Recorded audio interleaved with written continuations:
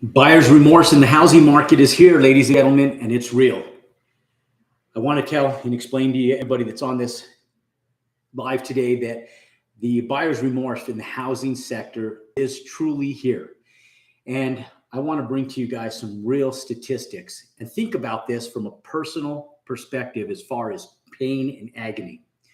Now, 7 out of 10 home buyers that bought between 2021 and 2022 are now sitting back saying they no longer have the home of their dream, but they're feeling buyer's remorse. 72%. And so, ladies and gentlemen, when you think about that, imagine going out and buying a new car. And imagine if 72% of every person that bought a new car felt buyer's remorse about the car they bought. Now, I don't know about you guys, but I remember in 1997, the FTC came in and shut down a very lucrative company that I was a part of because we didn't have 70% of our sales done through revolving orders, and they shut us down. Now, do you think that the banks, our federal government, the CFPB is going to come in and say, hey, we're done selling homes. We're going to shut down the home selling industry because over 70% of people have buyer's remorse? Probably not. And the reason why is because our central banking systems run and facilitate the printing of our money, and our federal government borrows money against our Federal Reserve. So listen, I was sitting back and I was overwhelmed by this because I remember that when I was in 1997, when I was sticker shocked in the fact that the Federal Reserve, the FTC could come in and just shut me down because we didn't have 70% of our orders on revolving orders. Now, we had a large percentage, just not 70%. We didn't meet their guidelines.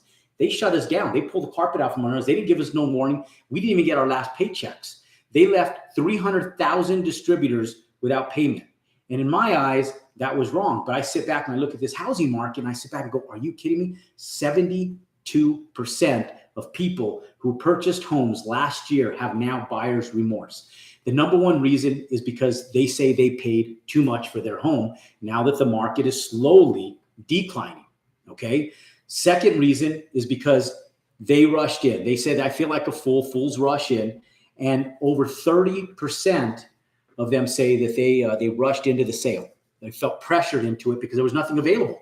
And so I know that I talk about this all the time. And I say, look, guys, I know that purchasing a piece of real estate, especially if it's your single family home for yourself, is an emotional purchase. But as an investor, you cannot make it emotional. It has to be logical. It has to come down to dollars and cents, and it has to be a logical decision, not an emotional decision. Yet 30% of people out of the 72% that feel they overpaid for their home and that they have regrets say that their regrets come from because they feel like they were rushed into that sale. Now, 26% of that 72% say that when they were asked, say that they purchased too quickly, okay? They feel like if they would have just waited a little bit longer and been patient, they could have gotten a better deal on their home. So 26% of people say, I should have been more patient. If I would have just waited a short time longer, I would be in a great place right now because I wouldn't feel like I would have overpaid for my house. Now, the fourth reason people feel buyer's remorse, ladies and gentlemen, is because they say that 80% compromised what they wanted out of their property based on price and rushing in too quick. Meaning that if they wanted a 4-bedroom home, they may have purchased a 3-bedroom home. Meaning that if they wanted a 3-car garage, they might have purchased a 2-car garage. Meaning that they wanted this big open kitchen and this floor plan, and they didn't get it because they just felt like they had to rush in based on the lack of availability of everything that they were doing. So they compromised their dream home based on the fact that there was just not availability. And now they're sitting back going, oh my God, if I would have just waited just a short time longer, I could have had the exact dream home that I could have gotten today that I wouldn't have gotten maybe 2 months ago, 9 months ago, 12 months ago, and sometime in 2021. So let's go over where people fall, and let's talk about this buyer's remorse a little bit. Now, who are these people? And some of you guys might be watching this going, it's me. I have buyer's remorse. I know I could have got more home for my money. Now, demographically speaking, who are these people that got affected? Now, for you investors, listen up, because I am talking to you guys as far as demographics of people that are not happy with their home purchase, where you can go in and watch demographically how this plays out over the course of time. And at the end of this video, I'm going to tell you guys what the solution is to all these people that have buyer's remorse. So hold tight till the end of the video. It's not going to be long. We'll maybe go 10, 15 minutes. And I'm going to give you the solution to what, if you're one of these people that has buyer's remorse, what you need to do to be able to lick your wounds and move forward. Now, 70% of the people that have buyer's remorse are first-time home buyers. That's bad because 70% of the people that are buying homes right now have never owned before. So it leaves a bad taste in their mouth. What does that do for the rental market? Well, what that does for the rental market is it puts them in a position where they say, I don't want to buy no more. My first experience was bad. And think about it this way. If you went in and you had a bad girlfriend or a bad boyfriend or a bad experience in anything in life, your very first time, are you a little bit more hands-off next time? You say, halt, I'm going to make a more logical decision. So that's the best thing that somebody can do. And so 70% of these people were their first-time home buyers. What's bad is that in a marketplace that revolves around first-time home buyers, 70% of these people that have buyer's remorse, this was their very first purchase. So it leaves a bad taste in their mouth. Now, 66% of that 70% were millennials. So the younger, less affluent who are getting affected by it. So if you guys look at some of my prior videos and I talk about the people, the market sector that's getting hit the hardest right now, it's between the $300,000 and $400,000 range. Now, if you look at that market range and that market spread, the median sales price for homes right now is $356,000. So we're looking at first-time home buyers and we're looking at a lot of millennials. And the reason they said the millennials were the ones that purchased the most out of what was buyer's remorse was because they were anxious to be able to live that American dream of owning a home to raise their families. Okay, so imagine how you feel. It's your first home. You have a newborn baby, a new wife, new husband, and you're sitting back excited to get into this first home. And the first home you buy into, you're now sitting back going, damn, if I would have just waited, I overpaid, I compromised what I was looking for, and now I'm stuck in this house. Okay, so even scarier than that, most of these people pay 31% over asking price. 31% of the 70% of people paid over asking price. And the average price, listen to this, ladies and gentlemen, the average person of that 31% paid over $65,000 over list price. That's astronomical. Think about it this way. If you go in, you're purchasing a home today. I'll tell you, we were looking for a new car and my wife wanted a Cadillac Escalade.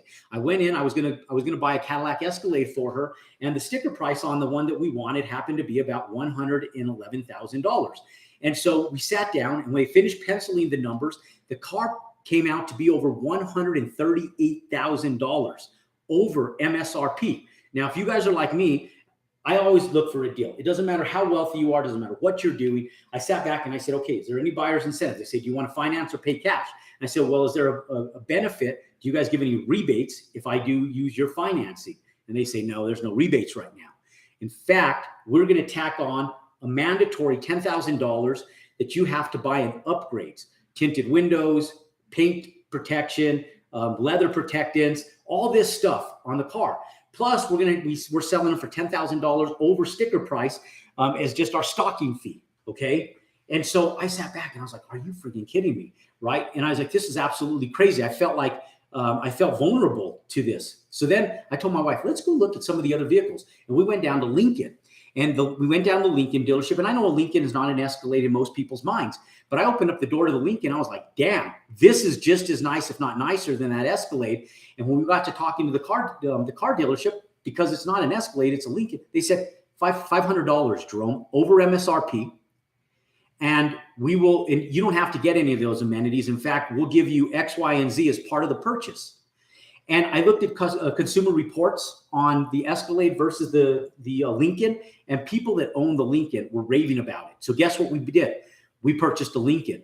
Now, and the price on them was pretty similar. They were both about $100,000. I just wasn't getting hosed for another $40,000 in fees. So imagine how these homeowners feel, because I know how I would have felt buying that Escalade. My wife might have enjoyed it, but I know she would have had buyer's remorse for paying $40,000 over list price because you feel vulnerable to the market. And I was like, I won't feel like that. To me, Everything's a logical purchase. Yes, the Escalade was more of her desired automobile, but she's driving that thing like a stolen car anyways. Why? Because our kids are going back and forth to school and to gymnastics and to football and to everything else. She's going to put 50,000 miles, 40,000 miles on that car next year. So to drive that thing like that and overpay for it and not know if we're going to get that back out, stupid decision. So I wanted to feel emotionally content with my purchase. So $500 over MSRP versus $40,000 over MSRP, I'm okay with that. And so, ladies and gentlemen, that's what we did. Now, people, I wasn't a first-time car buyer. I was an educated car buyer. Most sophisticated, more mature people, they make more logical decisions. Now, 31%, 80% of buyers made more than one offer on those homes, ladies and gentlemen, just like us. We went and made offers on other vehicles, but 80% had made offers on more than one home. 41% of which made offers on more than 5 homes to find that one house that was less than perfect to meet their American dream, that perfect house, okay? 1/3 of which, 36%, made offers on houses sight unseen. Now, I've never done this except for one time in my life, and that was during the 2008 downturn, and I was buying houses sight unseen in the Phoenix market. In 2009, April of 2009 was the first time that I ever purchased a house sight unseen. And it was because it was a $280,000 home that I purchased for $70,000. And I just thought to myself, shit, whatever's wrong with that house. And I had somebody walk it for me that was out in the market. And homes were going in Phoenix that fast to investors. And a lot of them were Canadian investors at that time. And the homes were going so fast that I just said, tie it up. I'm going to buy that sucker. And we were closing within 7 days. And then I was buying houses sight unseen because we were buying single family homes that we were renting for $900 to $1,100 a month. And they were trashed homes. They were older homes. And we were picking them up for $28,000 to $40,000 sight unseen in central Phoenix. Now, that's a business decision. We were moving that fast because we knew what rents were going for. And it was logical at that time. Now, to be in a home that's going to be your dream home that you're going to be in long term, to overpay and compromise what you want and you still overpay, that's dreadful for most people. Okay. And most of those people, over 1/3, spent months looking for that house, right? You go out and you spend months looking for the perfect home. These people spent months looking for the less than perfect home, overpaid by over, but 80% of them overpaid for the house by over $65,000. That's the national median. Absolutely crazy, ludicrous. Okay. Now, some of you guys are sitting back going, starstruck going, holy shit, what did I do? And what are we in for? Ladies and gentlemen, let me tell you guys, here's what's awesome about real estate. So if you're one of those 72% of the people out there that are sitting back having buyer's remorse going, oh my God, I overpaid for real estate. What am I going to do now? I'm stuck here. Listen up. Projection, if you look at market watch projections with the National Association of Realtors and some of the big national accredited financial firms, they're saying you're going to probably have to sit in that home for 5 years. That's the bad news. You're going to have to sit in for 5 years. The good news is you're only going to have to sit in that house for 5 years. And so for those of you guys that are typically sitting on cash in a bank account, it's going to take you more than 5 years to make any money at all on that money because they're paying a margin of 1% back to you in interest on your money. And they're lending that stuff out 9 times over what you have in the bank. And they're lending it out for interest rates in excess of 5%. So the banks win. It's a business. You lose if your money's in a bank account. So the good news is that real estate always goes up in value. And over the course of time, you're still going to win. If you look back over a 50, 70-year historic climb in real estate, you, my friends, are going to still win in real estate. That's the good news. The bad news is it's just going to take you a little bit of time. Now, for those of you guys that are in affluent markets, I will tell you this based on 2008 statistics, which are substantially worse than what we're going through right now. In fact, so much so that our market, as bad as you may think it is, we haven't even reverted back to 2019 numbers, which if you guys are like me and you were investors in 2017, 18, 19, the market still wasn't that bad. It was still a really damn good market, and we were still making home runs every single day. And so, ladies and gentlemen, in spite of the market, in spite of what's happening, in spite of the media and what they're telling you is so bad, we're not even back at 2019 numbers. So just halt for a little bit, breathe. Things may get a little bit worse, and there might be a little bit more blood on the wall to come. But the good news is, historically, over the course of time, you're going to win. And it isn't 2008. The variables are way different. If you guys haven't already seen and followed my YouTube content, if you go back to my comparison about the recessionary markets, a video I did probably about 30 days ago, I talked specifically about the comparisons of today's downturn and recession versus the 2008 recession. I go through market analytics all the way back to the 1970s to just entertain and float your boat and give you guys real, accurate data to compare what we're in now in comparison to 2008. And you will soon see that the market and where we're at is completely black and white and day and night compared to where we were in 2008. You know, today's market being substantially better. Now, so be patient. That's your first takeaway. And love your home for a little while, ladies and gentlemen. If you're raising your family, just be comfortable there. I'll tell you guys, when I built my first house in 2000, it wasn't 2000, it was 1999. I'll tell you guys that I didn't overpay for my home, but I will tell you this. I felt stuck in that home because the market took off in 2003. It was a 4-year play that I said, I'm going to be in this house for 4 years. I'm going to sell it. I'm going to get rid of it. And I'm going to scale up. I landed up in a nice home. It wasn't my dream home. The bedrooms were a little bit too small, but I lived in that house. I landed up staying there for 18 years. And I was probably worth about $25 million when I finally moved out of that house in 2018. Okay, depending on how you tally up my stuff. Some people might say, Jerome, you were only worth 20 million. Some people might say I was worth 35 million. But somewhere right there in the middle of about $25 million when I moved out of that house. But I comfortably raised my family there till my son was 8, my daughter was 6.